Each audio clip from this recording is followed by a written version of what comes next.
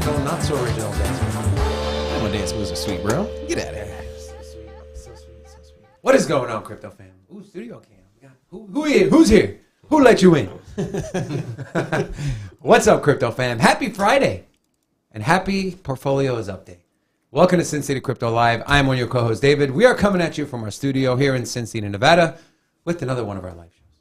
Quick disclaimer before we get into the content. Nothing that's said on this channel should be taken as financial advice. Please, DYOR, if you don't know what that means, Google it. Now, with that being said, allow me to introduce you to the man who's catching up on his coffee, Big Rob. What's up? Hola! It's your boy, Big Rob, back in the house. Welcome to Sin City Crypto. If it's your first time checking us out, we are an entertainment-focused cryptocurrency channel. We take the old, the boring, the stale information. We package it up in a fun and sexy way. Also, we don't just do the live streams here. We also do the deep dives. Yeah. Make sure you check out the deep dives. Just the live stream if you're confused. And that's what I got there. Check out the deep dive. Check out the deep dives. Now, quick question.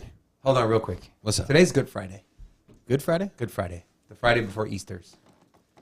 You know, every time I think about Easter. Will said Happy Easter. Yes. Well, Is it Easter today? Easter Sunday. Easter Sunday. Oh. Today's Good Friday. But here's the thing. Every time I think of Easter, I think about Nacho Libre and how Escalito said, I have had diarrhea since last Easter's. That actually was one of the... Anyways, that was pretty funny. Happy Easter, AZ Chris. AZ Chris, has he been here before? No, he is not. So AZ, hola, welcome, Sin City Crypto. You think he's from Arizona? Maybe he's from Chris. Yeah, there's no Chris. There's no Chris? No. Anyways, where's your coffee, bro? I got it. It's right here. In my, you're doubling up now. Yeah. Hey, you want to see? What does that say? Can you see this? Hey, Satoshi, thanks a million. You got to zoom in here on me. Put it on my cam. Yeah, say it. Hey, Satoshi, thanks a million. That's right. Okay. My Satoshi thing. Also got my Coke as well. Yeah, no Coke for me today. I got that Arizona. Oh, speaking of Arizona green tea. Ah, pretty delicious. No, they're not paying us either. They should. So, we have show's off to a lackluster start. Yeah, that's right. You know, let's juice this thing up a little. What are we juicing it up? First, can we say hello to the chat? Yeah. All right. As we mentioned, we got AZ brand new in the chat. Welcome to the community.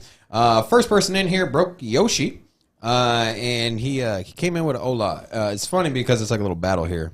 Chef said first in the chat, and broke Yoshi was obviously first. So Chef, come on, man. Joke on you. Now, also we got Will in here. We got Russell and we got Stereo on the ones and twos, and in the chat as well. And AZ says he's from Scottsdale, Arizona. So there you go. So we got a lot of cool things going on today. So what's in the pipeline? So today? first of all, that thumbnail. What do you guys think about the thumbnail? Thought it was super dope, and I like the fact that I'm the judge because I run the shit here. Robin's on trial. That was a good thumbnail. Also, the markets are looking good. Also, big XRP news. Also, Forrest from Crypto Stackers is joining us today to take over our market analysis segment. Mm-hmm. That's right. TA. Market overview. I mean, this man is an absolute genius. So happy to have him on every single Friday. That'll come on in about 10 minutes. Also, Bitcoin's moving. Crypto's moving. It's a, Good Friday. It is a Good Friday. I'm feeling juicy. Robin's going to be on Around the Blockchain today. Yeah. Hey, so if you're not familiar with Around the Blockchain, if you're familiar with BitBoy Crypto, one of the largest, if not the largest, crypto YouTube channel. He does the Around the Blockchain show. Anyways, your boy gonna be back on the show again today. Now, want to give him a sneak peek of what happened? No, we gotta save it. So all I'm gonna say is you want to watch because if Robin wins again, it's gonna be amazing. I won the last show, so hopefully we nailed this one in too. So the way the show works, if you're not familiar, you get points if the chat starts spamming a bunch of ones when you're talking. So it'd be nice if we get the community to show up to the Around the Blockchain. It comes on at 2 p.m. Eastern time. Also no, 2 p.m. Vegas time, 5 p.m. Eastern time. There you go. And then HP's just showed up. Sir Gabe as well. HP. And then his name is Sir Babe. Sir Babe. The community gave him that name, so we got to honor it. Kind of like it. Something interesting happened today. So, here, taking a quick look at my my laptop. We're not going to do any TA here. so much. But taking a quick peek, the S&P 500's down. Stock market's down. NASDAQ down over 2%. But interesting thing, though, to go with that is that Bitcoin's holding. You know why? Because literally MicroStrategy and Terra Luna are gobbling up hundreds of millions of dollars of Bitcoin at a time. So, yeah, Bitcoin's still holding 40K. NASDAQ is down. So it's an interesting, usually you get a 2% move in the NASDAQ. Usually it takes Bitcoin with it. And then, you know, while we're here, you know what? Twitter's fighting back, bro. Adopts poison pill. So the board at Twitter, if you were not connected to the internet yesterday, you didn't know that Elon Musk is trying to buy Twitter. Or if you were taking a long nap. Or yeah, long nap. Here's what's going on. Anyways, Elon Musk was like, I'm buying this thing. Y'all have 24 hours, bro. It's like, or I'm dumping the entire stock. You want to talk about flexing, bro? That dude was straight. He was like, yeah, I'm the richest man in the world. I'm going to buy your company. If you don't, I'm going to dump the 12% I bought. Yeah, the consequences are coming. So anyways, what is this poison pill? Basically, it's a defense for a company to protect itself from a hostile takeover. Basically, you're not familiar with how hostile. I want to offer you $43 billion. Too hostile. Please call the cops. If you're not familiar with how the publicly traded companies work, if you're the majority shareholder, you pretty much control the company. I mean, it makes sense, right? Yep. If you own 51% of a company, you're the boss, right? Yeah. Yeah. So So, anyways, that's how it is. Also, AZ Chris is William's brother. So our boy Will is bringing in some family and friends in there. Is he actual brother? I think he's just referring to my brother in AZ is now in the chat. So I'm assuming. I think he's just saying that, just like we said, we got our Vegas brothers out here. Okay. Well, either way, if you're his brother. Oh, so we do have our boy Matt in here today. What's up, Matt? Yo, you wanna? Is he muted? So we'll pull up the studio cam here. So we got Matt. This is our good friend here. He is a big Gala Games guy here. He's probably actively trading Gala tokens, probably like farming and what is it? Townstar. Yeah. So you play any of those new games? Is there any new games out? What's new on Gala? So with Gala right now, they have Superior, which is kind of like almost like a Borderlands. Have you ever played that or seen that? Borderlands, yeah. So it's like a post-apocalyptic. Yeah, it's a shooter. And so they're coming out with that. They've released some characters for that. They just did their Walking Dead drop for their boxes. I think that Walking Dead's gonna be huge, bro. I think it is too. So that one's live? That one, no, the game's not live, but they released. So Will Wright, the creator of Sims, he's creating a metaverse called Boxverse. Okay. And Gala's releasing boxes for multiple different games. So they have The Walking Dead, they have one for Mirandus, their RPG, and a third one. But these will all be used in the Boxverse, and you'll be able to use it on like The Walking Dead. But that's cool. Are you all in on Gala, bro? Is this? No, I'm not all in, but I have a lot. You're not all in, but you got a lot. All right. Yeah. Believe in the project. I do, for sure. And all right, cool. Well, AZ Chris is William's actual brother. Is his actual brother? What's up, brother? Speaking of William. So this gentleman reached out to us, and he shared some really cool pictures, and I want to share them with you, and I got his approval to share them. So Rocco, will you pull up my laptop? So this is one of our newest community members. He came over to us from Cryptos R Us. He's retired from, I believe he worked in the South Bronx. He worked, forget which task force, but he also did horseback police. I don't know exactly what they call him, but this is his man right here. He is 70 years old. We always talk about bridging the age and gender gap in the crypto community. Well, here you go. Also, apparently, from my understanding, this man was told not to buy Bitcoin in 2013. And William or George, whatever your name is, either way, I love you. You find that man and you bring him on the show because I got something to say to him. But anyways, he says he's been investing in crypto since 2018. We love to see more women, more people from different age groups come into our community. That's And how more you, horses. And more horses, yes. Yes. That's how you truly get mass adoption, right?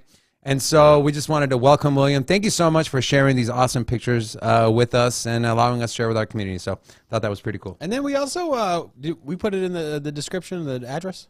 Yes. So, yeah. hey, I know that William was going to send us, he was going to mail us something. We did leave our address here at Sin City Crypto in the chat. So if there was something you wanted to send to us. Like a Bitcoin? Yeah, well, you can't send the wrong address. Wrong address. But if there's something you want to send us, feel free. We left our address there. Are you fishing for gifts? No, Kinda I'm frowned just saying, upon. man. This is like the third time we've been asked for address. I'm like, yo, Right. just put it in the description. Well, you're over here making people feel bad for not sending anything. I'm not saying. I'm just saying that, like, at some point. I'm just saying. That's all I'm I'm saying. not saying. I'm just saying. Yeah. Just saying. Yeah. Now, Crypto Fear and Greed Index. It is at a 22 here. So compared to where we were at yesterday we were at 28. So I think people are anticipating a pullback. You know, if you've watched any of the other YouTube channels, there's been a lot of talk.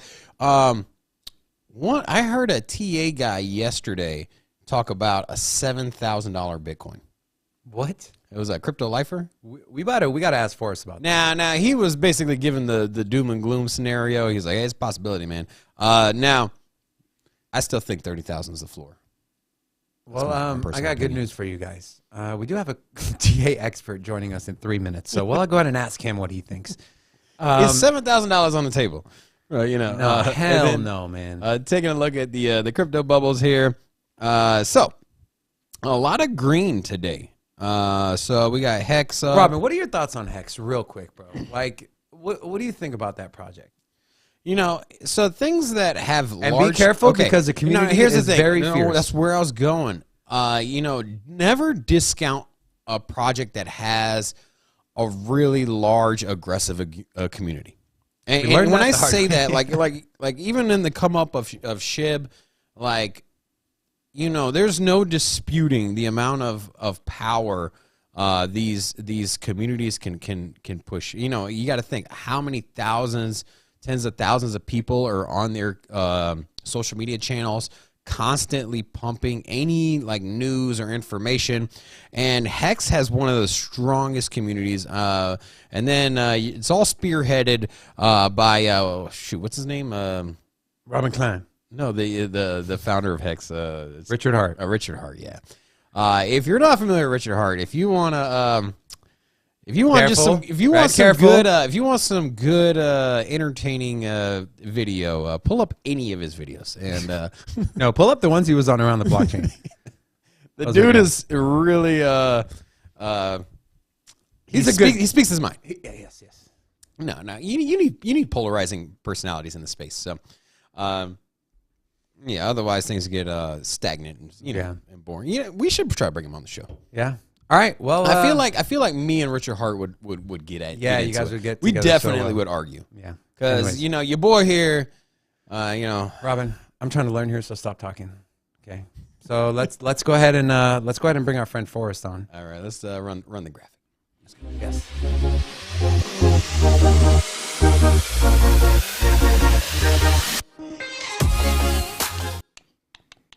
Forrest, what is going on, my man? How you doing? Hey, I'm doing well. How about you? Thanks for having me on. We're doing great. My pleasure. Thank you so much. By the way, if you missed the announcement we made 50,000 times, Forrest will be joining us every Friday to do some market analysis and TA for our community. So first and foremost, thank you so much for that.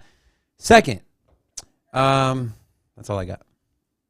Oh, yeah. Real quick before we get into the segment. Okay, so $7,000 Bitcoin. There was a TA guy talking about that. Like, what are your thoughts on that? Crypto Lifer. Crypto Lifer, yeah. I like Crypto Lifer. I've He's heard good. 20K. I've heard they're like, what are your thoughts on 7K? Is that even possible? I think maybe if like quantum computing can like hack Bitcoin, but in that case, it's probably going to zero. So I don't know why it would stop at 7,000. The other case for $7,000 Bitcoin, in my opinion, is if like another digital cash solution sees like widespread adoption and just people feel like they just would gravitate towards that, whatever that is, instead of Bitcoin. I think that's a long ways off, to be quite honest. And yeah, it'll just be a battle between Bitcoin and whatever that is. And that's probably not even negative for crypto. So I don't think the scenario where Bitcoin and the entire market just tanks down to 7K is that realistic. But that's just my take on it.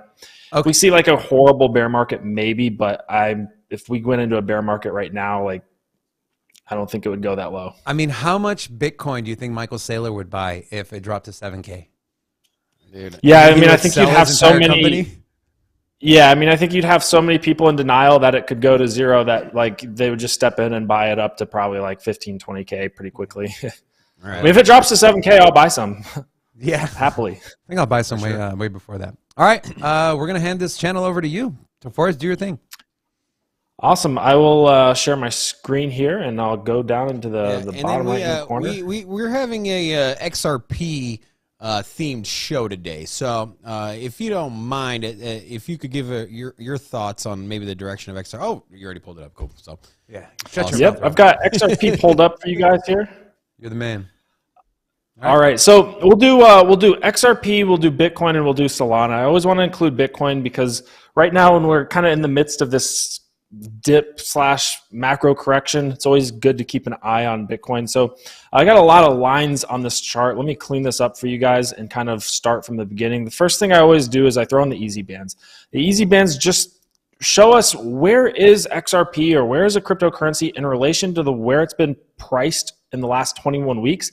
Is it overbought or is it oversold or is it somewhere in the middle?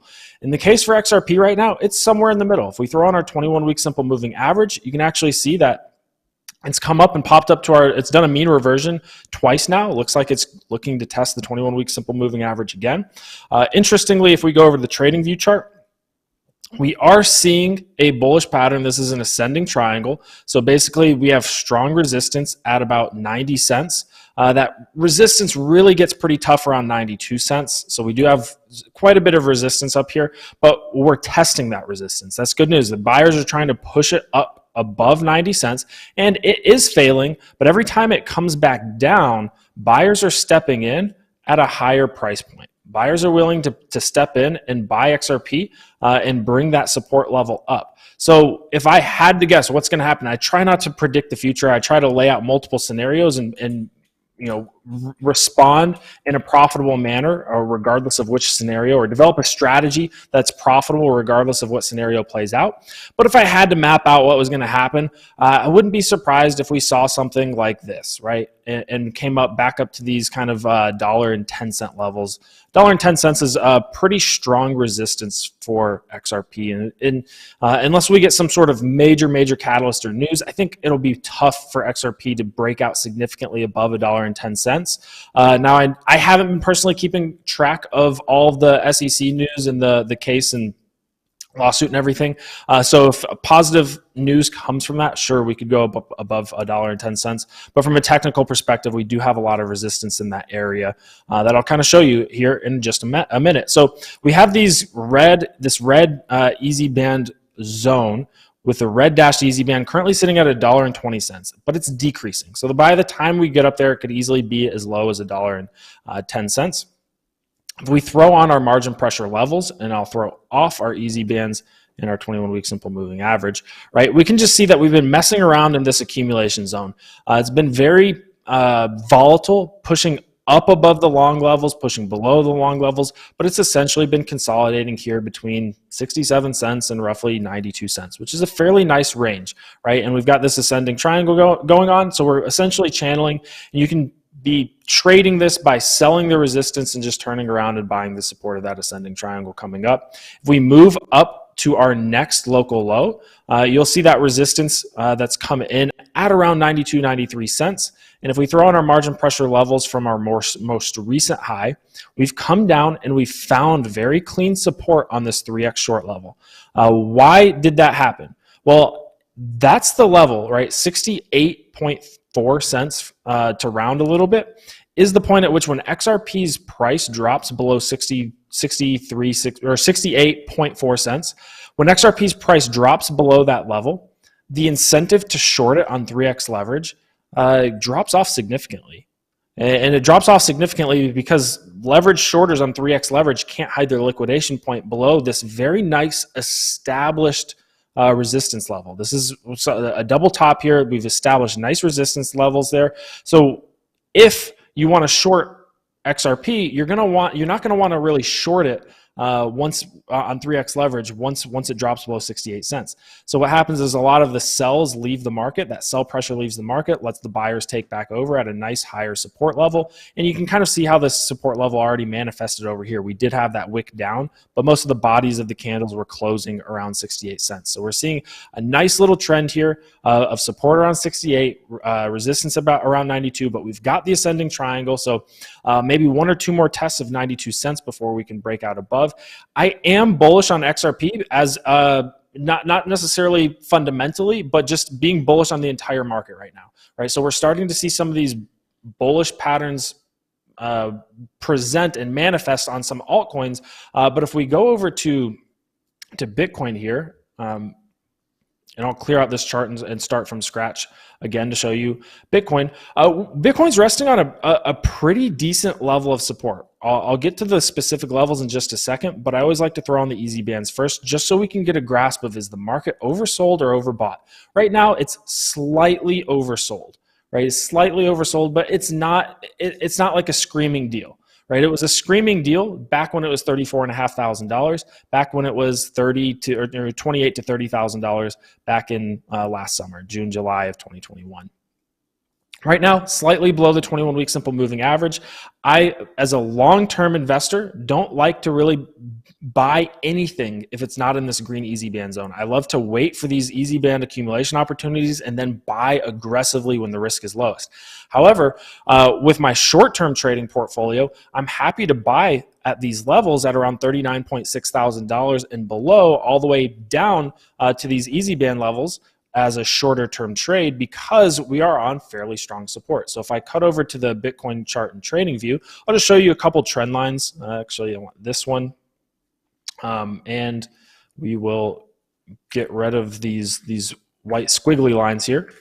And this is kind of the level the accumulation level that I've been actually waiting for since we kind of came up and tested this level.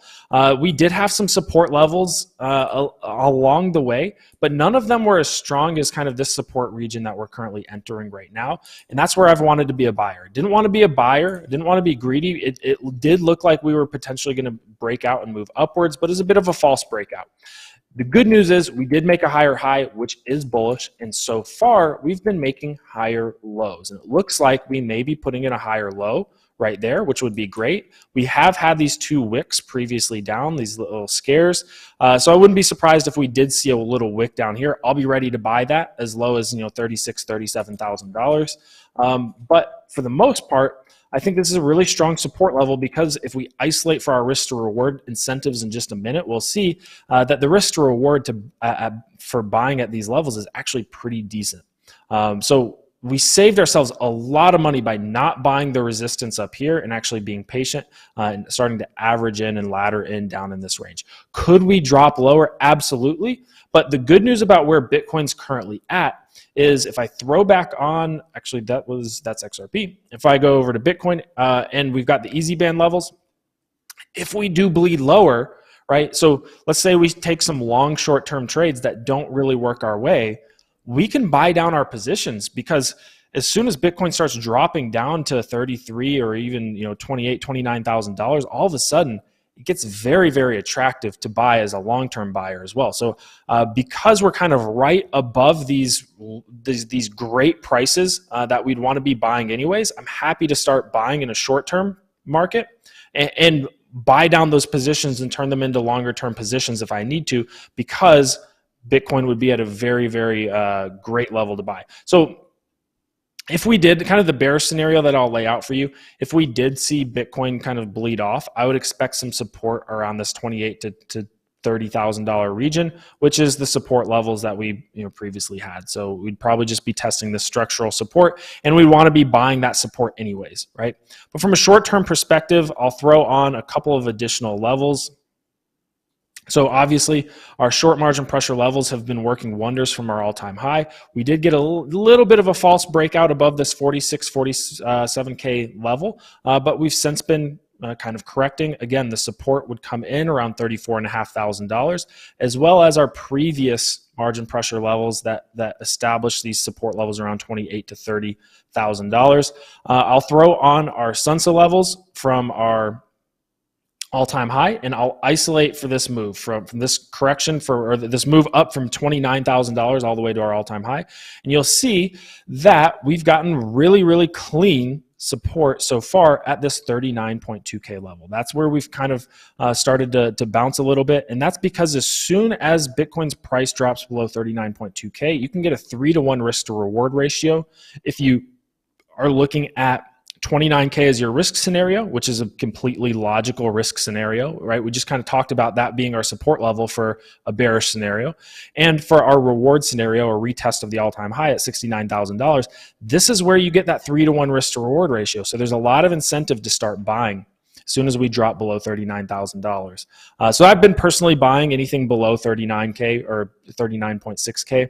We're kind of consolidating here. If we isolate for our next kind of move, our high to our low, we start to see this band of resistance that came in. This was our 45K resistance or so. We tried to break above it and make support on top of it, but ultimately we failed and fell back below it. There will be more resistance in this region on the way back up. Right now, we're just building this really nice support. And then finally, if we isolate for our most recent move, right, our most recent move from this local low to this local high, we see these risk to reward support bands, these Sunsa levels, between $36.8 and $38,000. So that's where I'd really be happy to double down on my position and ladder in again. So to recap, I've laddered in at $39,600, and I'm laddering in. I've got additional orders in this $37,000 to $38,000 region because that will be fairly strong support as well. I do want to briefly go over Solana because that's the other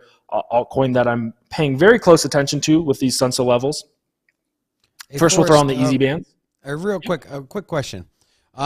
Sure. I have some. I got some capital set aside, and I was looking for entry point on Bitcoin. And I know you're referencing the 38 is a good place to buy, but I generally a dollar cost average on the 1st and 15th.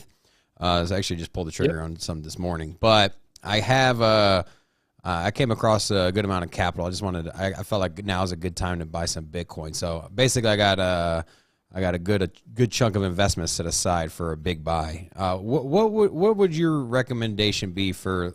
Would you just dollar cost average in on the way down, like say 39, kind of split up your buys, like maybe 20% from like 39 to say 36 or something? Or are you thinking, what's your take on a good big buy position? Yeah, so obviously not financial advice, can't provide financial advice. However, with that disclaimer out there, it's really going to depend on your individual situation. So any financial advisor is going to ask a lot of questions about your personal situation. So I do think 39.6 is a good buy level, but it also depends on your time horizon. Like, is this Bitcoin that you're wanting to hold for a long period of time? Like you're a big Bitcoin believer and you're willing to hold it for another 4-year market cycle. If so, for the longer term positions, I really like to wait for these green accumulation regions. However, you can clearly see we're not that far off from where we recently wanted to accumulate at $34,000. And I don't think that $39,000 is all that bad of a level to buy, especially since we're starting to see these higher highs and higher lows. So the disciplined thing to do, the very disciplined thing to do would be to wait for a retest or a dip back into these accumulation levels. However, if you're itching to get some Bitcoin and you're a big believer in crypto and you're not worried about a bear market, and even if we do have a bear market, you're willing to hodl through any sort of dips down to this 22 to 29K region, which would be our accumulation region, I don't have any problem with buying at these levels, especially since we're seeing this bullish structure play out, these higher highs and these higher lows. I'd much rather, for example, if we go back to this chart, if I was going to, if I really wanted to buy some Bitcoin, I would much rather be buying it towards the bottom of our channel, right? So, if, just kind of redrawing this channel here with these white lines, I'd rather be buying the support of this channel than buying the resistance of this channel. What you don't want to be doing is buying here, here, or up here if we start traveling back up to this 50 to 52K region, which is going to be resistance. And if we do go back up to 52K, I'd expect a retest of probably this 45 to 46K region, and that you could have gotten a better price potentially. So yeah, I don't have a problem buying it right here at these levels if you're very bullish on Bitcoin, willing to hold it for a long period of time. Though the long-term, very, very disciplined, difficult thing to do would be to wait for these easy band levels to come back down. The problem with waiting is you can see we don't hit these easy band levels very often. In the last few years, we've hit them essentially 3 times. So yeah, much better to buy it on this level. Yep, go ahead. And Robin's not a very patient person. So. Trust me on that one. Yeah, if you're not a patient person and you feel like you're at risk of for like buying if it started pushing up to 52, 54K and you were going to like FOMO, I would say it's probably just better to be buying at these like 39, 40K levels and just be trying to average in somewhere in this box that I've kind of drawn between 36 and 40, 41. Right. Awesome. Cool. Now, Forrest, I just have a real quick question before we move on to Solana. And I could be wrong, but are we not on Bitcoin? Are we not in a bear flag pattern? And don't those typically break to the downside? Yeah, so that is one. Let me show you total cryptocurrency market cap. So, yes, we are potentially in a big fat massive bear flag pattern, but we're also channeling upwards, and we're seeing a lot of bullish patterns on altcoins and in altcoin dominance. So this would be a very massive bear flag, and I've kind of got it already drawn, but basically I'll draw it here in white. That would be the bear flag pattern. Usually those do drop to the downside, in which case we want to, that's why it's very, very important that we save money on the side for this scenario. Because if this scenario presents itself, it'll be extremely profitable, in my opinion, to buy that 30K support. And again, buy that 26 or 24 to 26K support if we get a really bad crash down to 26 to 24K. So I'm very aware of this bear flag pattern and how it could play out. So on total cryptocurrency market cap, what we're actually seeing is we're seeing this kind of channeling pattern. So this is Bitcoin and all other cryptocurrencies combined. And what we're seeing is on this green bottom support level, we're actually getting some consolidation and support around this level. And that would be fantastic if we could move back up, right? But if I bring in this ugly, ugly head and shoulders pattern. Don't do it. Don't do it. Don't do it. Yeah. And it looks like I've completely messed it up because I kind of dragged it off there, but I can just kind of redraw it, right? This very ugly head and shoulders pattern. And maybe I probably screwed it up. There we go. Let me get rid of that. Right, super ugly head and shoulders pattern, something like that, right? And if we get something like this, we would be going back down to again retest these, summer 2021 lows, which would correspond with Bitcoin kind of going to that 28 to 30K region. So if we do get this head and shoulders pattern playing out, that's probably what's going to happen. But in order for us to actually get this pattern playing out, and I do realize I kind of drew it a little bit wrong, it's that guy right there. There's the head and shoulders. It's kind of hidden in there, but this would be the head and shoulders pattern. And what we want to watch is this support that we're trying to hold right now. If that plays out and we come down to like 1.55, 1.6 trillion total cryptocurrency market cap, we could easily see Bitcoin slip down to this level here. So we do have 2 little support levels on the way, but that would complete our head and shoulders pattern, be pretty bearish. And this is where we definitely want to have some stable coins ready to buy. So I'm keeping a nice little solid 10% stablecoin allocation on the side just to buy, because if we zoom out, you're going to see this is our very long-term, I'll even zoom out to the weekly chart here. This is our very long-term total cryptocurrency market cap trend line. that is held for like 8 years. So we would absolutely be wanting to buy the support on that trend line because we don't frequently get the opportunity to do so. And we're actually very close to this trend line already. We're about $0.5 trillion away. This would be about $1.3 trillion in total cryptocurrency market cap. So we're not that far away, but we still would want to be buying that support. It would also be nice horizontal support as well over here. So definitely aware of that kind of bear flag scenario, and we have to be prepared for that to happen. However, we do have a lot of support coming in before then. All right. Is that there's no $7,000 mark down there, right? Just messing. No, I'm not too worried about $7,000. All right. Well, Awesome. all right, cool, beautiful. I think you want to do Solana next, right? Yep. We can do Solana and then wrap up. The other thing before I go into Solana, I will say on altcoin dominance is we are seeing some confidence come out of altcoin dominance. We are in a bit of an uptrend in altcoin dominance. We're very near our recent highs. People are holding their altcoins. They're not selling off very significantly, despite this recent crash in Bitcoin from $69,000 and down. Altcoin dominance has actually held up fairly decent. I mean, it fell about, if I measure this move, about 6.5%. So we're still seeing healthy altcoin speculation in the market, which in my opinion, I take that to be a little bit on the bullish side. If I move over to Solana here, I do want to show you guys the levels that I'm buying Solana at, buying and laddering in between $102 and $94, right? So we currently see this green accumulation zone for our long-term buys at $67 to $89 or so. We can see that if we would have bought this accumulation region earlier, we were very quickly rewarded with a mean reversion to the 21-week simple moving average.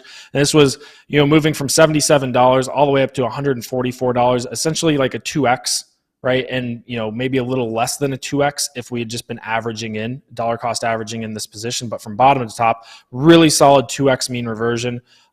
Pretty profitable to be buying in this green accumulation region. So again, stable coins on the side to average in long term as low as like $66 to $80, $90. But for a shorter term trade, I'm looking to go long at around 102 to 94. I'll throw on these Sunsa levels and show you kind of the support that we're starting to see in this $100 region, $99.80. That's where you can start getting a 2-to-1 risk to reward ratio on this isolated move up. $94 would give us a 3-to-1 risk to reward ratio. So we definitely would want to be buying at $94. What we don't want to do is buy this dip too early or FOMO in when we're still in the midst of this uptrend, or FOMO in at like 121 or 127, thinking, oh, we got to get in on a little dip. No, we want to wait for it to come all the way down to our nice risk to reward ratio level so that we can get a really clean bounce. I also want to throw the Sunsa levels on, isolating from this all-time high down to our recent low, and that's where you see this resistance came in. So how would we have known to take profits here? Well, because we had our 21-week simple moving average coming in to cut off, and we had confluence with our 2-to-1 risk to reward ratio level.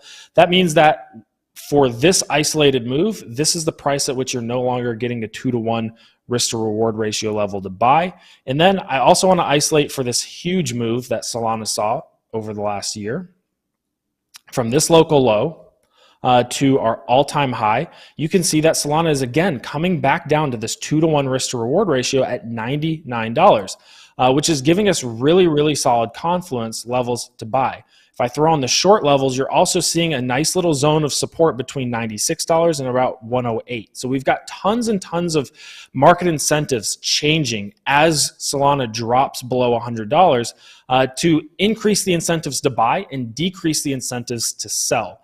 And that's why I think there's a really strong chance that we get a bounce somewhere in this region, maybe as low as $94. And again, because this is kind of a shorter term position, I'm very happy. And because we're so close to this green accumulation region, very happy to just, if we fall through this support, very happy to just be buying and holding on to this position and buying it down and getting my average price down into this green accumulation zone so I can ride the next mean reversion back up and hopefully take advantage of that 50% move up that we recently saw, or 50 to 100% move up. So, and Forrest, you talked yep. about averaging your cost, right? Even if you buy the top, you can always bring your cost bases down if you start buying at these lower levels, right? Yeah, absolutely. So, I mean, the mistake so many people make is they get really excited and they buy Solana or whatever cryptocurrency when the risk is super high, when it's above its red easy bands, and when there's a really high risk of a steep correction. So even if you bought at this level, you can break the cycle. You can turn that cycle around and say, hey, all right, I'm just going to average my position down and I'm going to buy more. I bought some at $230, but I'm just going to continue to average into Solana because I believe in it long term. I'm going to average that price down. And if you had been accumulating in these levels for this entire duration and dollar cost averaging in, you could have brought your average price down probably as low as maybe $133, and you were very recently break even. Now you may have an opportunity to average that price even further down, and if we go back up to these red easy band levels, instead of being break even with your $230, $240 entry point, you're then in profit. Because eventually we'll probably for Solana come back up to these green or red easy band levels eventually. So, yeah, I mean, in summary, I'm macro bullish right now, but I am saving for a bearish scenario in case we do fall down to those lower levels for Bitcoin and crypto as a whole. Amazing! Wow, that was awesome. Well, I've heard a lot of there's a lot of institutional buzz around Solana, and I know. Kind of when I was doing some research on like Bitcoin, before I went to the Bitcoin conference, it's a lot of talk about institutions getting into obviously picking up Bitcoin, but it was always after Bitcoin, the conversation was Ethereum and Solana. And so I know they're technically still in beta. And so they're still a young chain. They only really got moving in 2021. So for me, I'm like, I don't know. I think there's a lot more room to grow. I mean, you had exponential growth. I picked up Solana at like $12, and then nice. and so I mean, it's just been on a straight tear. So I think naturally this pullback. I mean, you said all time high was like 200, right? 240 something. 240, 260, I think. Yeah. So I mean, just an absolute run up within. I mean, not even a year, right? Yeah. And so. I think if institutions do get in, once the chain calms down, I mean, it just grew so fast. I think everybody's on that narrative of, hey, Solana went down. A lot of other chains have had their issues. So, but something I'm really bullish on. Solana's gone down a lot. I mean, they scaled tremendously. Yeah. What's your thoughts on Solana? For us, like as far as the project and the vision outside of the TA, you got some feelings for Solana? Yeah, so I've recently just come to the realization that fundamental analysis can actually really be simplified. If you start viewing every cryptocurrency and every project as it's essentially a zero-sum game. There's a pot of money, and there's people putting money into the pot, and you cannot bring more money out of the pot than was put in, right? You can't just print money out of thin air. So the most important thing is new money coming in, right? New users coming to the protocol and bringing money in, new people buying Solana and then using that Solana on chain. One thing that I'm seeing out of Solana is STEPN. STEPN is acting as a magnet for people, onboarding users into the Solana ecosystem at a very, very fast rate over the last few days. Over the last 2 days, per day, there's been about 300,000 Solana deposited into STEPN each day for the last 2 days. So that's about $300 million in Solana deposited into this one application built on Solana. So a lot of people get really caught up in the minutia of, well, this blockchain went down for a little bit. This one scales faster. This one has a better architecture. This one's more dev friendly. There's every single one of them have their pros and cons. And at the end of the day, if you score, you pick some metrics and you score AVAX across those metrics, and you pick some metrics and you score Solana across those metrics, you might find out that Avalanche scores slightly higher than Solana, or Solana scores slightly higher than Avalanche, which scores slightly higher than pick your other layer one, Terra Luna, whatever it is. But what's most important is their ability to bring new money into the protocol. And the reason that I'm looking at Solana recently is because of the rapid growth of STEPN on top of Solana, bringing in 300,000 Solana per day. So that's bringing in non-crypto users. A lot, like STEPN is an exercise app, right, where you get paid to run or walk. So that has a huge addressable market. And a lot of people I know that are in the crypto space that are in STEPN, they're bringing their parents on, and their parents have no idea what crypto is, but their parents are now buying Solana through the app, right? Bringing fresh new money into the space and onto the Solana blockchain. So one thing that we're seeing recently, or that I've observed, is we have a lot of stale crypto money just moving around from chain to chain seeking yield. But there's not a lot of like fresh non-crypto money coming in like there was during the big bull market last year. So whenever I see something that's able to bring in new users that aren't like normally deep into crypto already, that's to me very, very bullish. So that's kind of what I'm looking at. And STEPN may crash, STEPN may not work out, whatever that is, but there will eventually be something else on maybe next month it's an application on Avalanche, which is attracting a lot of money and a lot of non-crypto users, in which case that's where I want to take advantage of, and that's where I want to be. I want to be wherever the users are flowing into, because those users are going to bring with them their checkbooks, their money. That is so true. I mean, you start bringing in people that are not just speculating on crypto assets for other things, and naturally, STEPN is straight on fire right now. Yeah, that like GNT token. Yeah. That thing is on fire. It's pretty unique. I've also seen that same ideology transferring over, like basically sleeping. Yeah, your sleeping habits. You're earning tokens for completing a full 8 hours of sleep. Next thing you know, you're gonna have like good eating habits, and who knows? But Forrest, I was telling Robin, I was like, why the hell did we not get the STEPN NFT when we were in freaking Bitcoin Miami? All we literally did was walk around. We could have made some money. Dude, yeah, we put in some steps. It's good. I'm pretty deep into STEPN. I've got a pretty decent setup. It's making like $1,400 a day. Wow, it's absurd.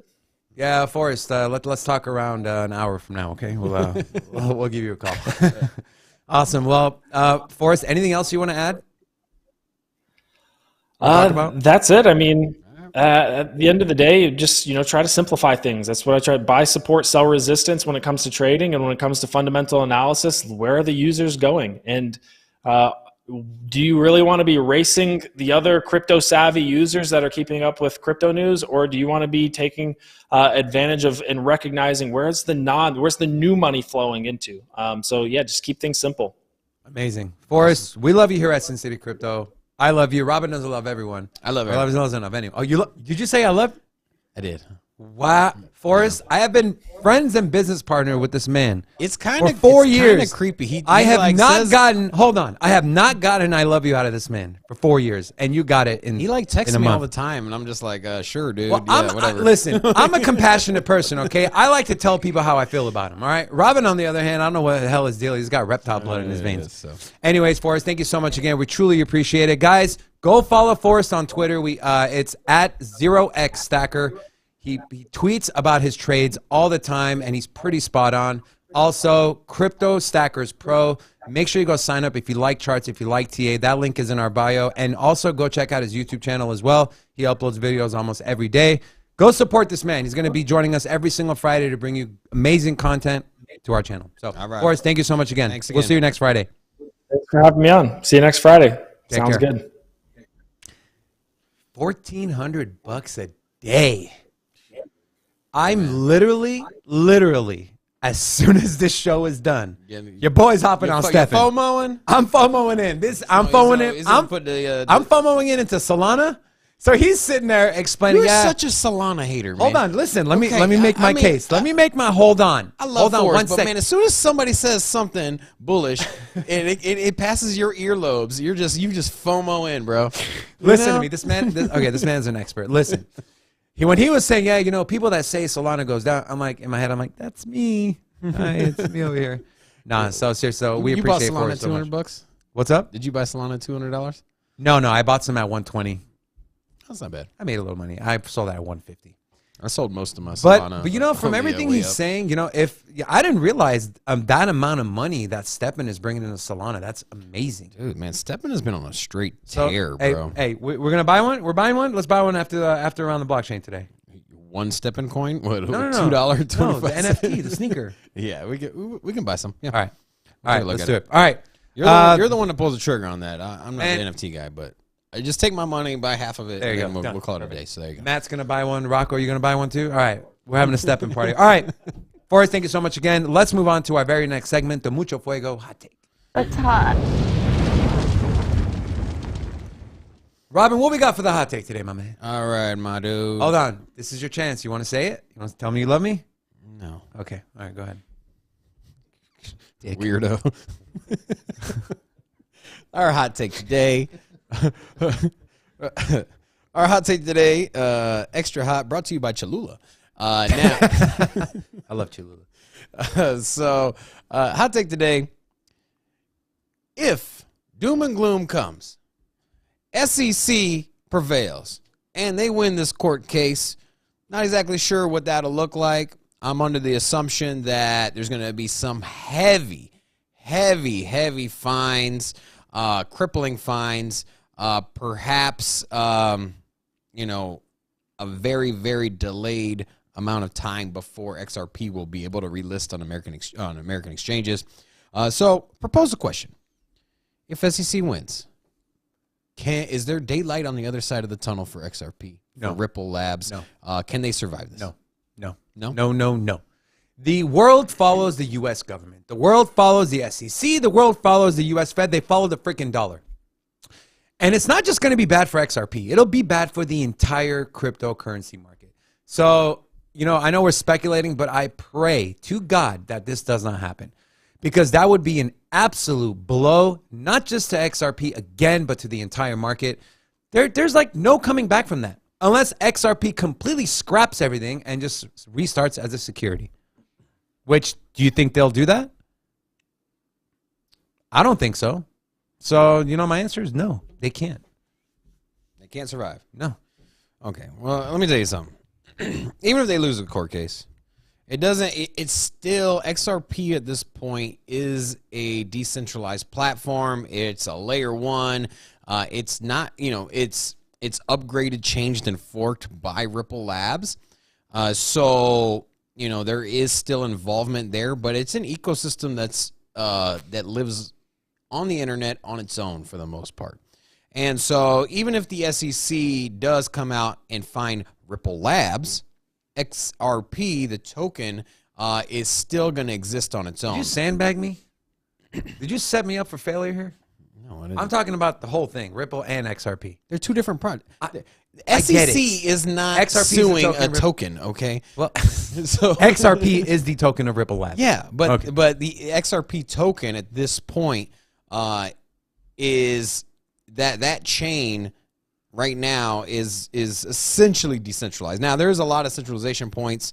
As I mentioned, it is still under, for the most part, devs controls. So not 100% decentralized. Nothing's 100% decentralized. It would be such a blow.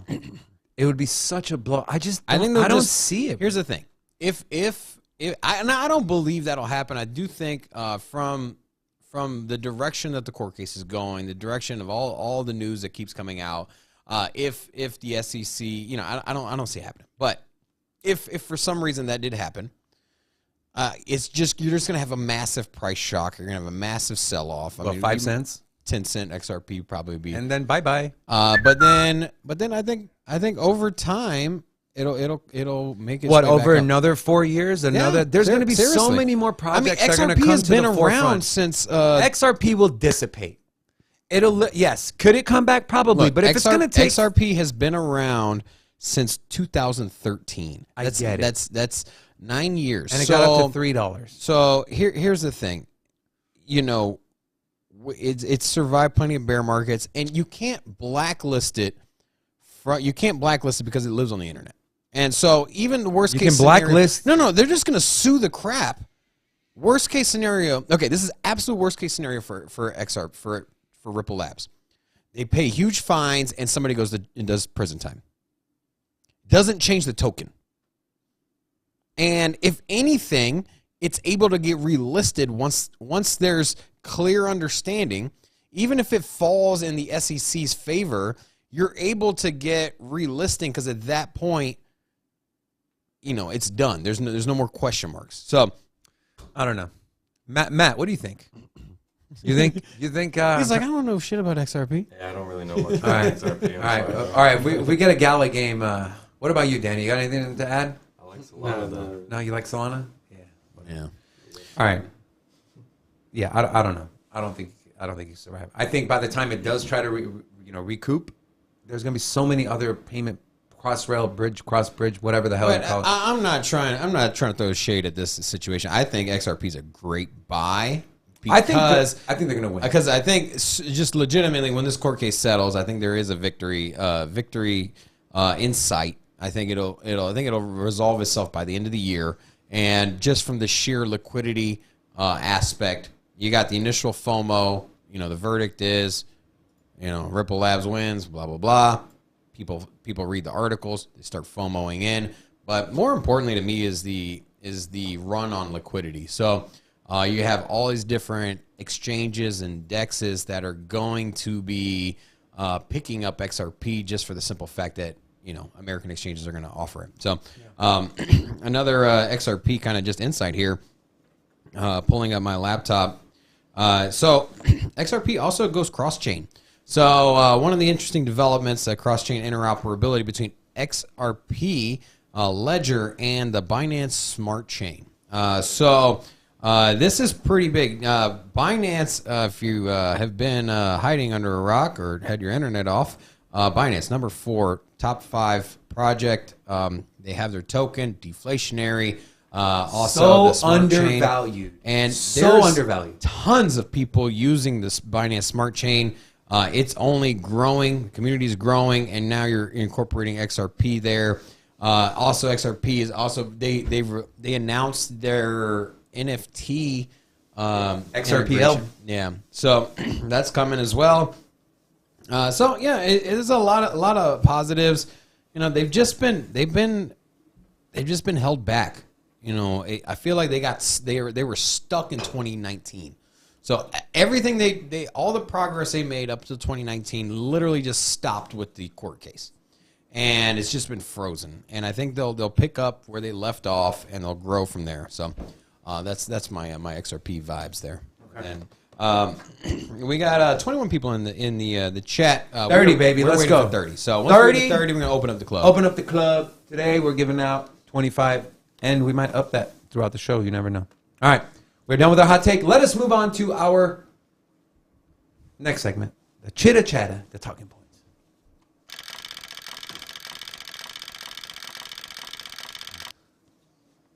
First article we're going to talk about, President Joseph Robert Biden. And I'm not sure if Robert's actually his middle name. Robin, will you check on that for me real quick? If you want to pull up my laptop there, Rocco. Joseph Robert Biden nominates former Ripple advisor, Barr, as top U.S. Fed regulator. President Joe Biden named former crypto industry advisor Michael Barr as his latest pick for a Federal Reserve post that's arguably the most powerful financial regulator job in the U.S. The most powerful financial regulator job in the U.S. Michael Barr, who was now the public policy school dean at the University of Michigan Law School, was a senior official in former President Barack Obama's Treasury and occupied a key role in the government's rescue of the financial system from the ruins of the 2008 financial crisis. But the most important aspect of his background for the digital assets industry could potentially be his tenure on the board of advisors at Ripple, giving him an insider's knowledge of crypto. I'm getting kind of goosebumps talking about this, bro. This is huge. Barr was hired in 2015 on the board of Ripple Labs when he said that he thought, quote, innovation in payments can help make the financial system safer, reduce costs, and improve access and efficiency for consumers and businesses alike. You're a man who was on the board of Ripple Labs, who brought this country out of financial ruins in 2008, is going to hold the top federal regulation position in the most powerful country in the entire world. Robin, I'll send you first. Absolutely huge, man. This is what we've been talking about. Freaking amazing. When it comes to politicians and people that make regulation, especially in the financial sector. It's like, why are you trying to regulate something you have no knowledge on? You know, how are you supposed to set the rules, the boundaries, and basically set the board when you don't play the game?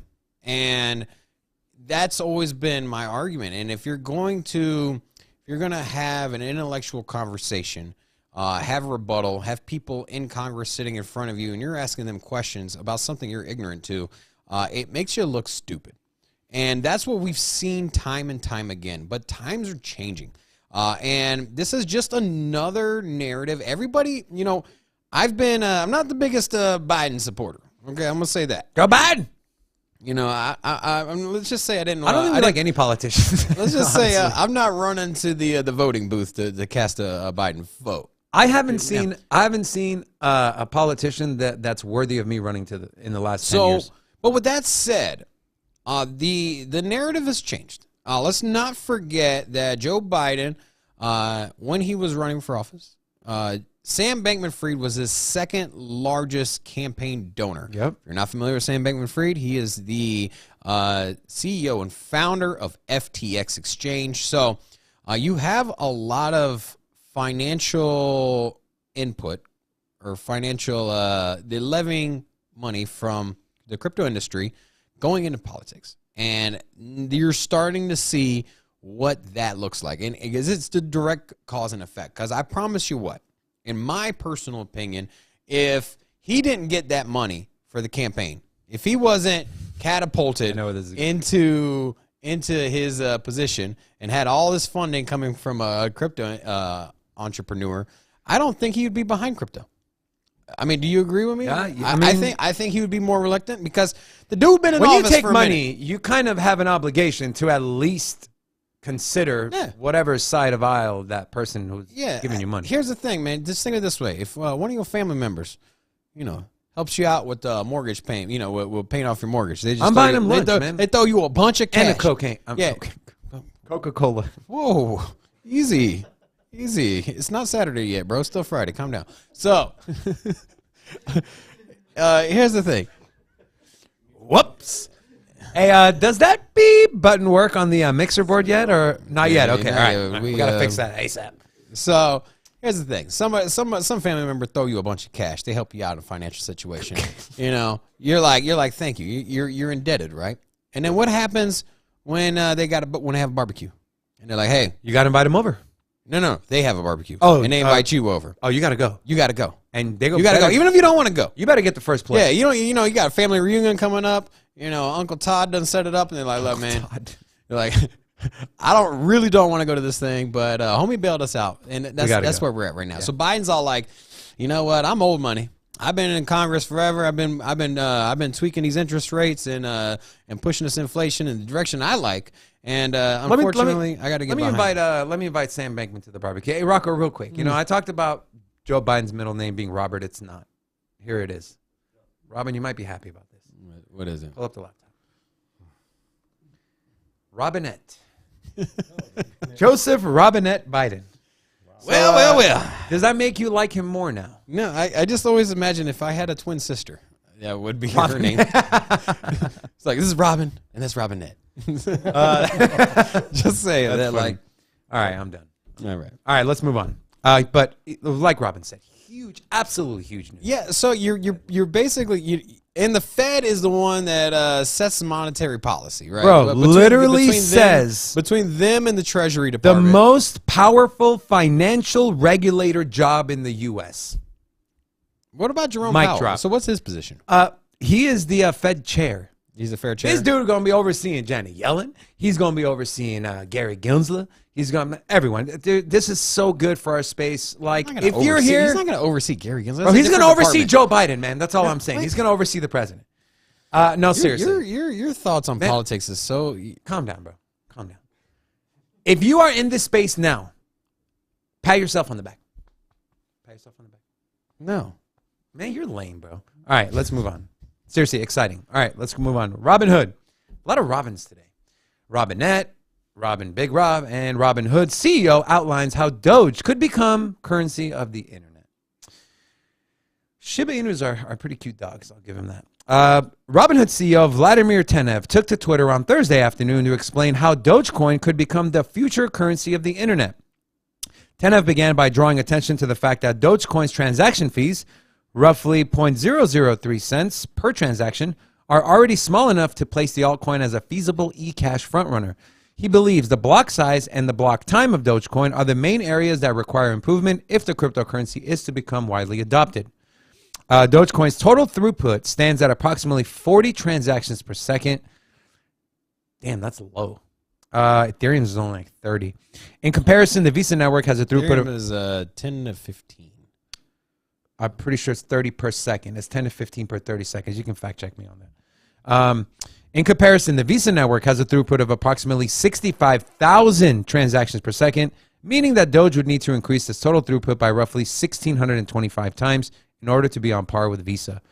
Tenev also said that this isn't a worry and can be solved simply by increasing Dogecoin's block size limit from 1 megabyte to 1 gigabyte and eventually to 10 gigabytes. Ethereum currently does 10.46 TPS. Or no, 13. Oh, this is a fluctuating. So at this moment, we're at 13 okay. Right now. Per second? So yeah, it can go as high as 30, 32, I think it is. Okay, but it fluctuates. It's a range. Okay, depending on how bogged down they are. So, Rob, I'll send you over to you first. Is Robinhood CEO onto something? Is Doge going to be not only the currency of Mars, but the currency of the internet? Bro, there is no place for, not on this earth, not on this planet, and not on another planet, for Doge. Like, get out of here, man. It's a token with a dog as a picture. Hey, literally, like what is that? You watch your mouth. The dog is cute. That's all I got. I'm just saying, man. Okay, he's saying the structure of the token. The only thing, the popularity of it. Okay, the only thing that backs it is a community of people that threw money at it with the hopes of cashing out. Whoa, that's it. That's it, bro. And you got the Doge father, Elon Musk. You got Mark Cuban. Here, you got people behind it, man. And you know what? The Doge father, the Doge farter. The Doge father. He is #1 holder of Doge. He hasn't publicly said it, but there's been lots of conclusions and theories behind this. #1 wallet in Doge, so of course it's in his best interest. He probably can buy up Twitter simply by selling his Doge. No, you know what Elon Musk's gonna do? He's gonna just buy the internet and then make Doge the currency of the internet. I mean, he can dude just flexing, bro. I'm telling you, he's all like, "That's a cool company you got there." All right, so this is what's happening, okay? Yeah, I don't know. I mean, I guess from like if you look at the token, the ins and outs of the token, it could be a possibility. Dude, but I'm telling you, it's run by a community of people that simply bought in and want to turn a quick profit. There's literally no utility for the thing. At least Shiba Inu got something going on. Yes. No. I'm just saying, if you're gonna compare one to the other, the founder of Doge literally doesn't even have Doge, and he is on Billy record, Marcus has like 45 grand. He's usually releasing statements at least once a month. But like, what are y'all doing? Like, what are you? True. He's like, this was a joke. This was a joke. That's true. This was a joke. I'll give you that. And y'all was running with this thing. And I'll give you that. Pipe dreams, guys. Yeah. And Robin so, and CEO. Now, ain't nobody listening to I'm just saying that, like, and here's my biggest thing. The meme coin thing, that craze or that pump, right? At least right now, it's over. Yeah. Okay. I agree. You're not gonna make any money on meme coins right now. I agree. Not a baby project, not a baby Doge, what about Doge on Mars? Not a Doge on Mars, not a baby Doge on Mars, none of that crap. And so the retail investor, when you go to your job and the person that knows nothing about crypto comes up to you like, hey, I bought this dog coin, that isn't going on right now. It was a year ago. The retail money for that sector was dominant a year ago, and it lasted a good year or so. But those investors are not here. At least not in enough. There's not enough of them to pump up the market. You're not going to double the market cap of SHIB right now. You're not going to double the market cap of Doge right now. And maybe it'll change in a couple years. Give some people some time. I also think naturally, as the entire cryptocurrency market cap grows, so will the meme coin. Not all meme coins, but the SHIBs, the Doge, the they'll whole grow with sector it. is going to grow. So I think So I Bitcoin, think, in my opinion, if you buy Doge right now and you hold it for 8 years, you'll make money. I think you'll make money. Yeah. Now, at the same time, I think you'll make more money on Bitcoin. Yes. I think Bitcoin's roadmap with institutional adoption, nation state adoption, and it simply being a treasury asset for any major player, investment funds, instead of holding gold, you just hold Bitcoin non-deflationary. I mean, you're kind of stuck if you're holding dollars on your treasury. We had a 8.5% inflation this year. So you're literally losing money by simply holding cash. And if you're an investment broker and you got cash on hand, why even do that? Why don't you just keep it in Bitcoin? Or the mentality used to be keep it in gold, but gold hasn't moved in the last 6 years. The price essentially has laid flat for a while now. So that's not a great buy. We got a new person in the chat. Yeah, so do you remember this gentleman? It was at the Sound Money Fest. He was sitting there. You were talking to him for a while. Then I came over and talked to him. His name is Eric. Oh yeah, Eric. Eric. He was sitting at the yeah. picnic table. Right? He was. I think it was with his lady or a lady or someone. Yeah. Eric. Hola. Welcome, man. Sin City Crypto. I love it. Thanks for joining our live stream, buddy. It was great meeting you, and welcome to our crypto fam. We're excited to have you. Make sure you subscribe. So anyways, that's the meme craze is over right now, and if you're trying to find the next project, don't do it.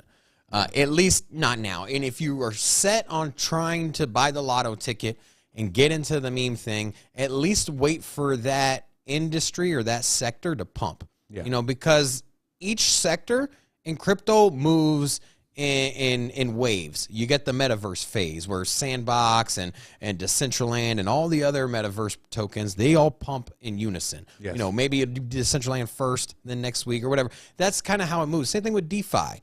Same thing with layer ones. The same thing with meme coins or play to earn games. So you just identify if you're into memes, if that's your thing. It's not my thing. I'll tell you that right now. But if that's your thing, just wait for that. When are stable coins going to pump? Get out of here. Get out of here with that, bro. That's a Robin statement. All right, let's move on. We're spending too much time on Doge.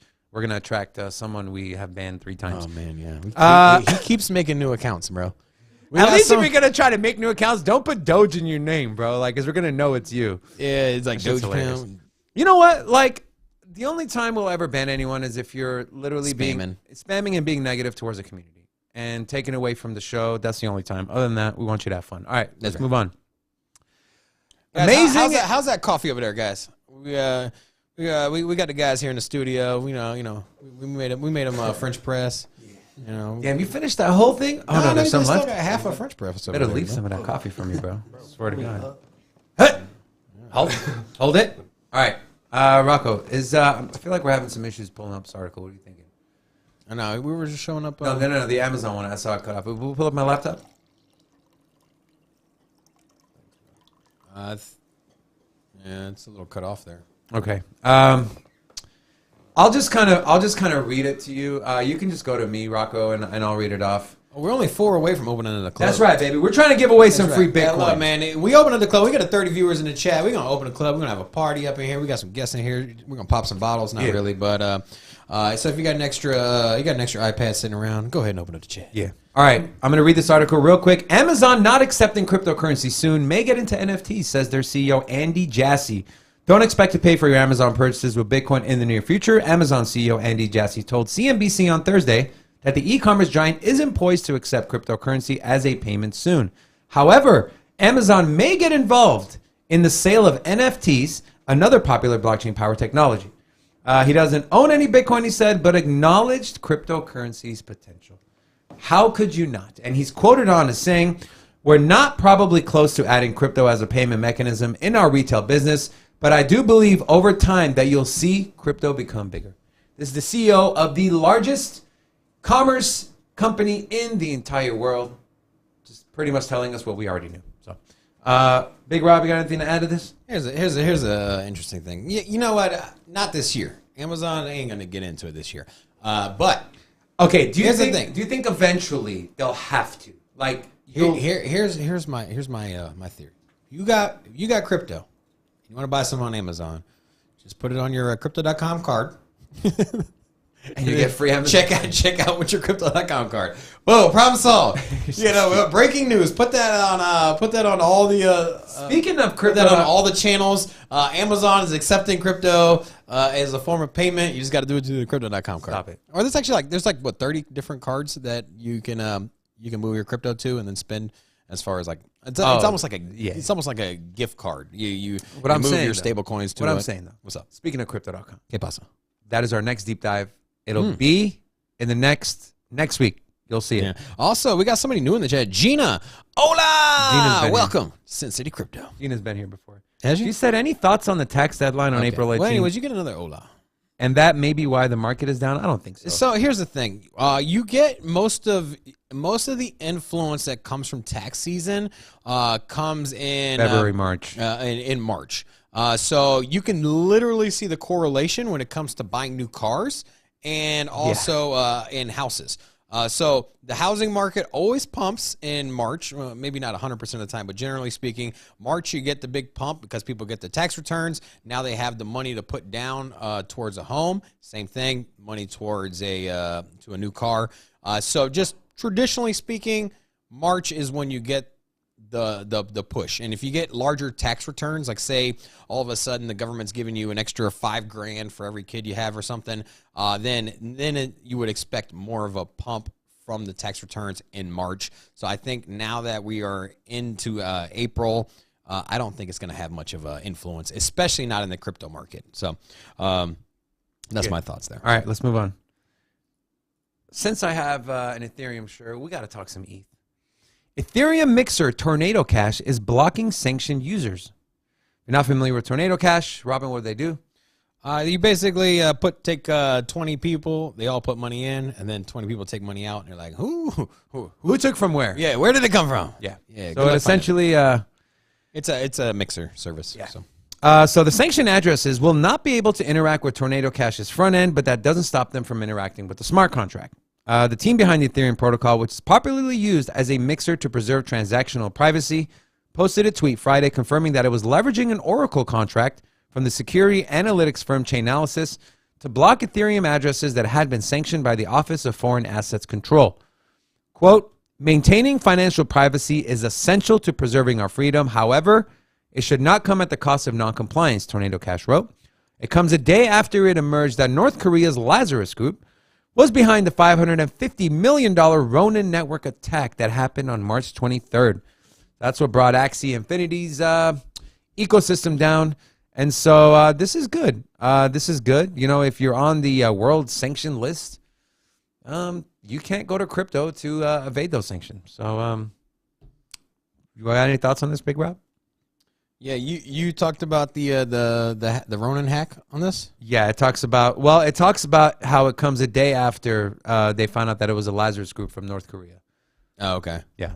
Yeah, because just a correlation thing. Nothing. Well, really no, they successfully used the Tornado Cash or the app. I don't know if they still were able to trace it after the fact.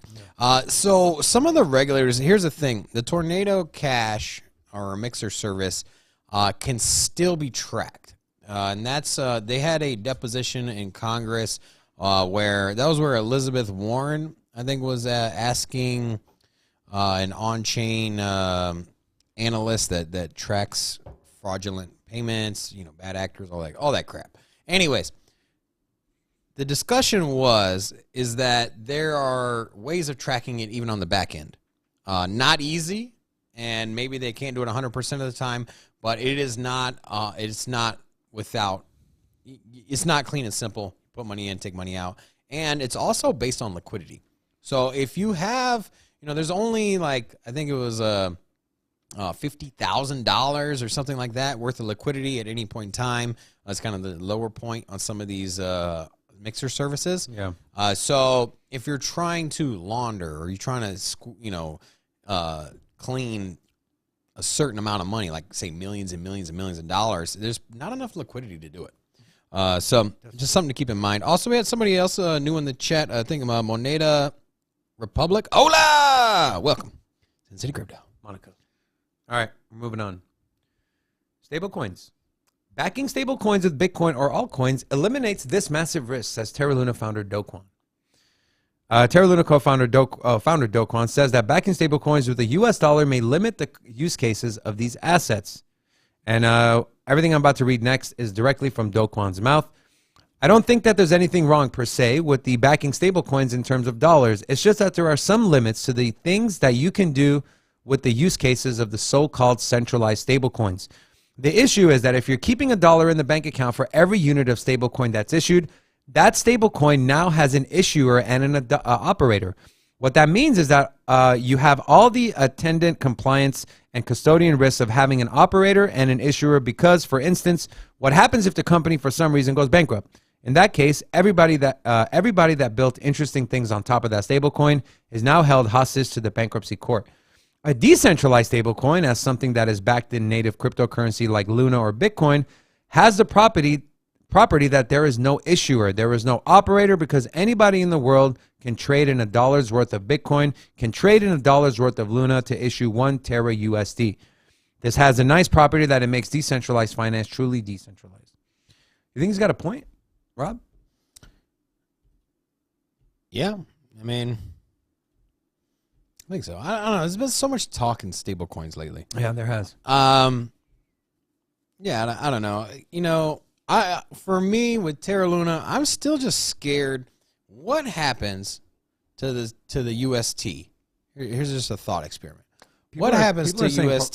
People are saying party time. Is it party time? So they saying we hit 30.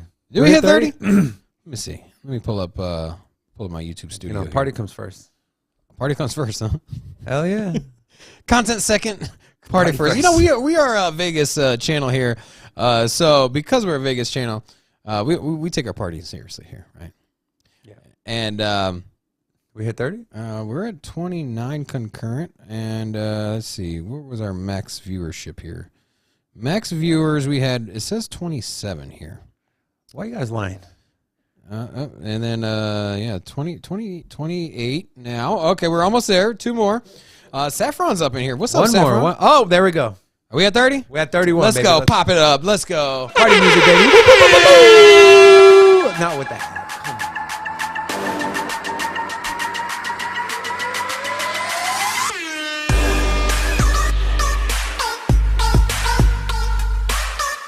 Yeah, what are we giving away?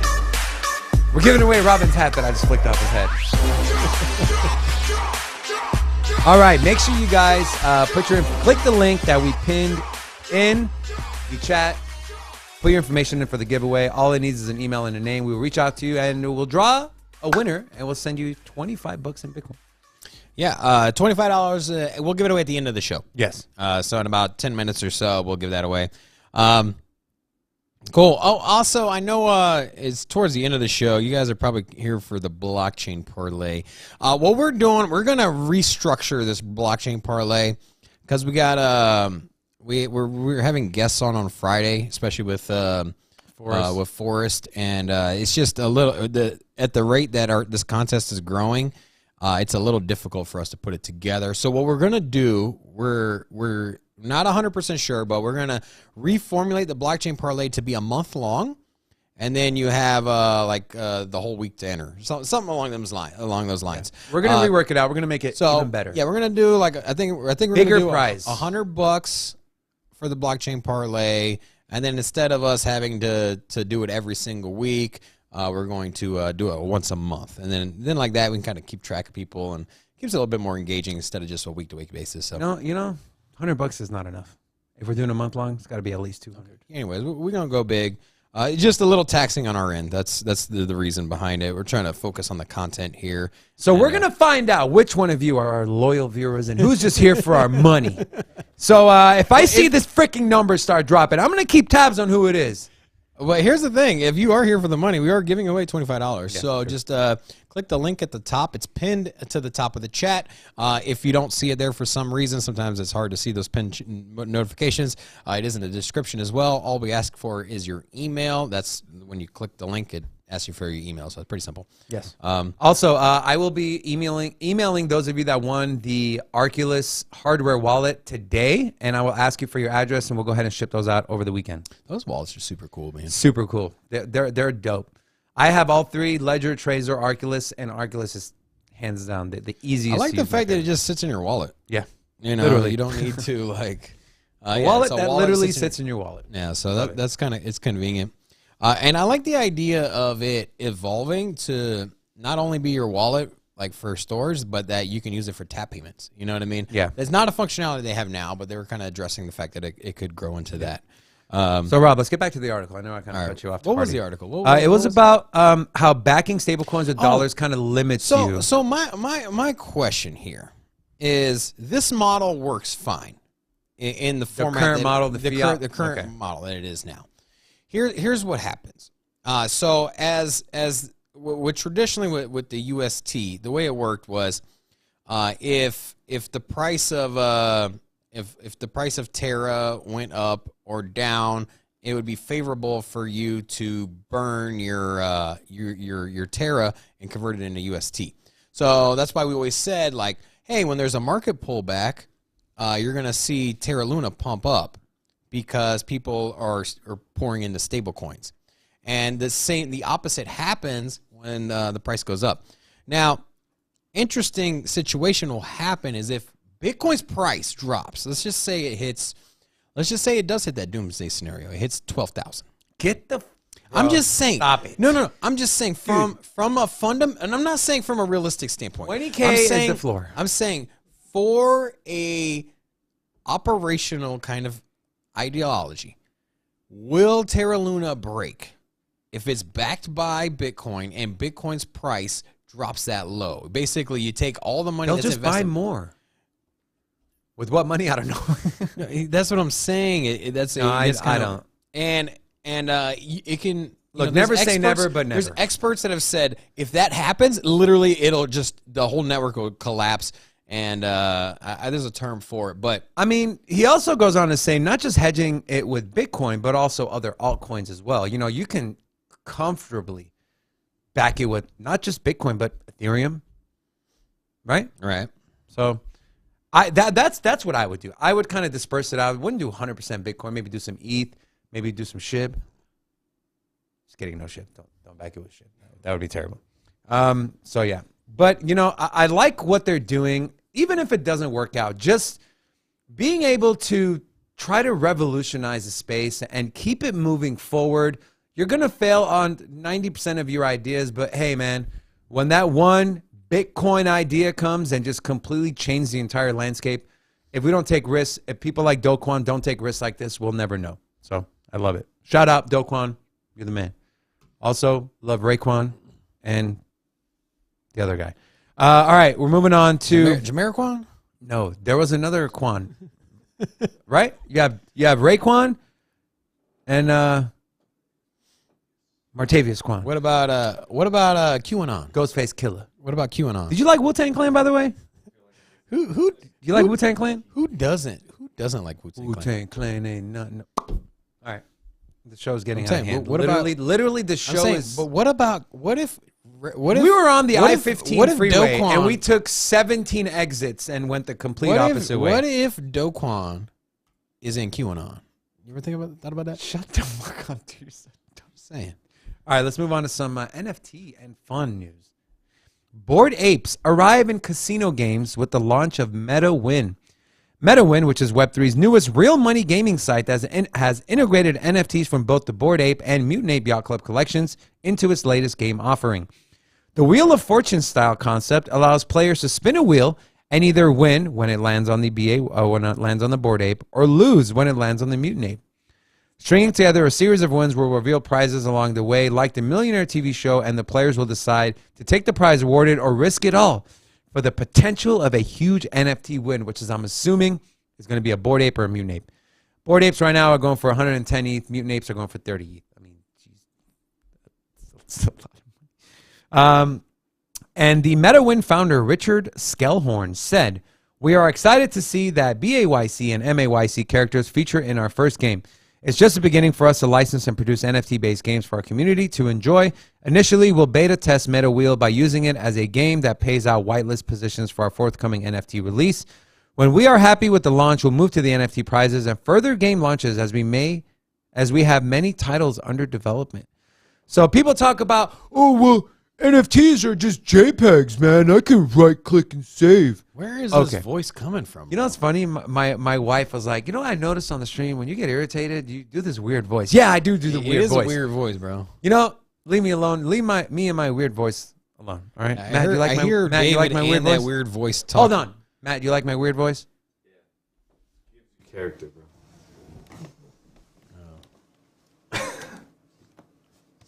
See, this is, remember when I was saying he says I love you and it's like awkward? See, the same hug? That was awkward, I'm a compassionate person. I wear my heart on my sleeve. All I'm saying is we finally brought someone in here. All I'm saying is that when David's in the bathroom, I hear him talking to that weird voice and they have a conversation. Shut the hell up, bro. Shut the... You're so dumb. So this is cool, right? No more NFTs. Imagine you have a Bored Ape. And, Coinbase talked about rolling out Coinbase Studios, doing a Bored Ape cartoon or whatever they want to do, earning money that way with your NFT. Here, earning money this way with your NFT. I mean, this is a question. Do you space is evolving. You think any of the Vegas hotels here will start offering NFTs as prizes? So dude, that would be so dope. So you see how you got like the Wheel of Fortune. Mark my words, Robin. In the next 1 year, you will see a Bored Ape slot machine. Well, here in Vegas, we also grand prize is going to be a Bored Ape. So, yes, Rocco. Yes. Robin. So? Yes, you think so? In a year, no. 2 years? 2 years, yeah. That would be dope. That would be so dope, man. I feel like all the because it's essentially play to earn. Yes.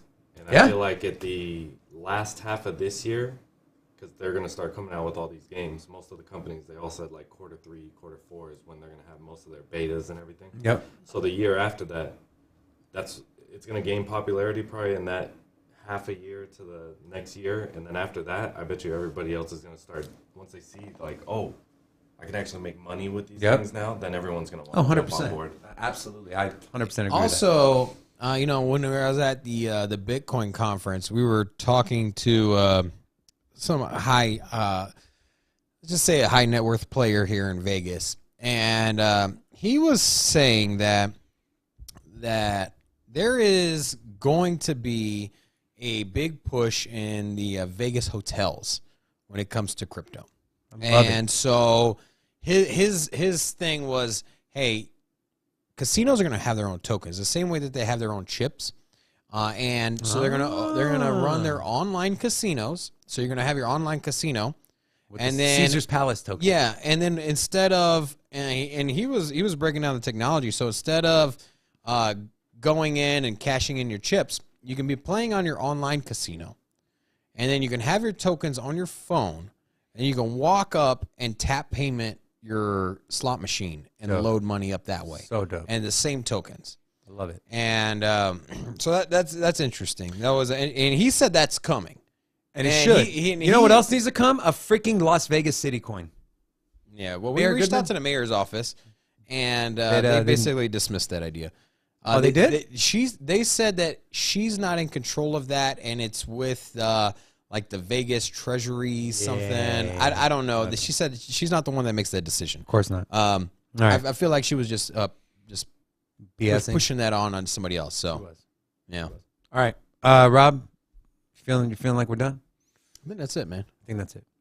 All right, real quick, I do want to say to everybody in the chat here, we are going to draw this. We're going to draw this winner here in just a second, but we will be on Around the Blockchain, BitBoys channel at 5 p.m. Eastern time. We would love to see the community show up. Let's go, baby. Drop ones in the chat. Come support your boy.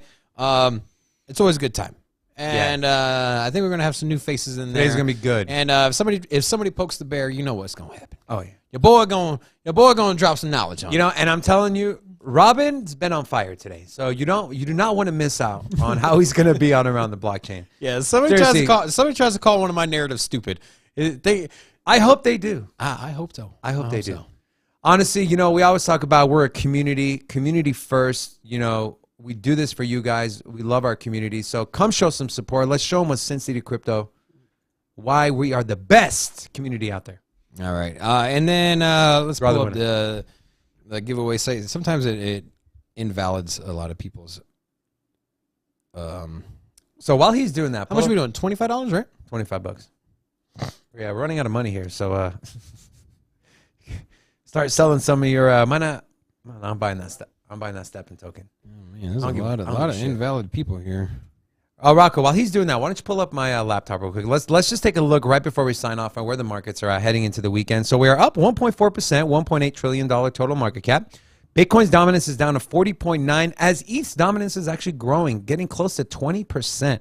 Volume is extremely low, $66 billion for overall volume in the last 24 hours for the entire crypto market space. Bitcoin beautifully sitting at 40,400, above that 40K, 39.5. And then ETH 3K, Binance coin again, $418, so undervalued. I'm probably going to buy some Solana after everything I saw with what Forrest was talking about. And this is not me FOMOing in. This is me just following his technical analysis. I mean, hey, this makes sense. Terra Luna, and then you have Cardano, 95 cents. I know we keep talking about this, but the explosion is coming. When? We don't know. Could it be a year from now? Maybe 2 years? I doubt it, but you never know. But when it comes, it's going to come fast. And you're just going to literally wake up one day, and it's going to be at $2 from like 90 cents. You're like, holy moly. And then it's going to keep climbing. The FOMO, and then the retail FOMO kicks in, and then the institutional FOMO kicks in, and then the supply shock kicks in, and then everything kicks in, and then I'm going to kick Robin down the broken path. Are we pulling a win here, or what are we doing? Yeah, man. It always disqualifies certain people. They like try to find double entries and people using different accounts and stuff like that. So I like how people are leaving right as we're going to give the money away. All right. So we're drawing a winner here. And drum roll. Let's see. Okay. Philip Ramirez. Senor Ramirez. Philip Ramirez. You are the proud owner of $25 worth of Bitcoin. So there you go. We will email you, and we will first we will congratulate you. Second, we will only ask for your Bitcoin address, nothing else. No seed phrase, no password, nothing. Just your Bitcoin address, and just make sure you send us that. And we will send you happily your $25 in Bitcoin. So congratulations, Philip. Who is Philip? Who's Mr. Ramirez? Philip. Which one is he? Oh, Brokey Yoshi. Is that Brokey Yoshi? He said he's doxxed. You know, some people don't want to get doxxed. How do you feel about that? Okay. All right. So from now on, if you don't want your full, your real name, just put your YouTube channel name that you have in there, and we'll go by that. But Brokey Yoshi, congratulations, my man. We will send you $25 in Bitcoin. We'll email you shortly. Also, if you want, maybe I'll just put just the first name, or they can do their YouTube tag. Yeah, whatever. Yeah. All right. Anyways, either way, I'm still going by Brokey Yoshi because that's the dopest name I've seen. So, all right.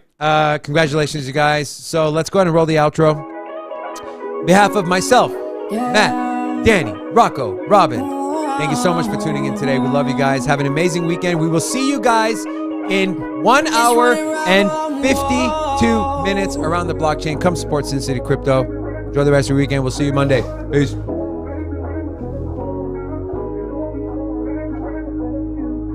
I got 16 missed calls on my phone. Times change, Mickey D turned into Rabuchon. Kick my feet up, drink leader, smoke on a new strong. Couple margaritas, senoritas, I goof off. I got 16 missed calls on my phone. Times change, Mickey D turned into Rabuchon. Kick my feet up, drink leader, smoke on a new strong. Couple margaritas, senoritas, I goof off. Smoking on a island, say she wanna ride with me. Took her on a slice it all the bags from Italy. I sent her with a friend, they shopping there religiously. Whoa, whoa, yeah. You say she love me, but that's when she rockin' Prada bags. Said she ready for the next step, whoa, not so fast. Slow down, slow down, slow down, girl, don't you crash. Whoa, whoa, yeah. Cause we can mess up that pretty face, but we can fuck up that pretty lady. Tryna kiss up, I'm in your place. Man, this shit so crazy. Never thought I'd be doing shit like this again. Put that effort in, girl, then I repay you. Crash that thing out the park, now I feel like Babe Ruth, baby. This shit I can't do, baby. No, I can't move, baby. Nothing I can't prove, baby. I got 16 missed calls on my phone. Times change, Mickey.